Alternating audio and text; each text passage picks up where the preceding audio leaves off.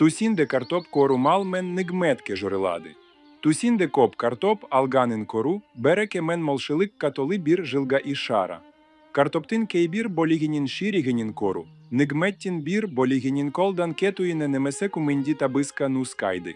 Тусінде картоп кору немесе жев, байлик, пен, берекенін белгісі. Картоптардин кейбірінін ширігінін кору, харам, малга і шара. Тусін ізде картоп корсен із, багин іздин ашилип, мол несібенін, аягин іздин астина жаєлатинин білдіреді. Тусін ізде картоп жеб жатканин ізди корсен із. Куаниш пен журек, тиништи гина жететінін ізге жорелади. Тусін ізде картоп аршип жатканин ізди корсен із, кутіп журген хабарин іздин жолда келе жатканин білдіреді.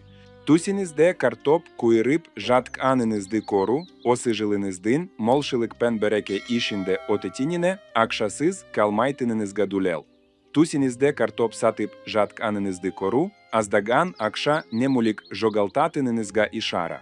Ширіген картоп кору, досин издин конїлін, ренджітетінін ізге немесе харам жолмен таби стабатинин ізга белгі, сей їд сулейманнин айту інша. Тусінде картоп кору, малмен нигмет. Коп картоп, сол жилдин берекесі. Ширіген картоп, харам мал. Бір риваятта. Тус иесі колындаги, нигметтін бір, болигін жог алтади. Косымша тусіндір мелер алу ушин сурактарин ізді пікірлерде жазын ізнемесе ихяком туз жору іздеу жуєсіне кірін із. Жана видеоларымыздан хабардар болу ушин арнамызга жазылып, видеомызга лайк басуды умыт пан из, келесі видеода кездескенше сау болын из.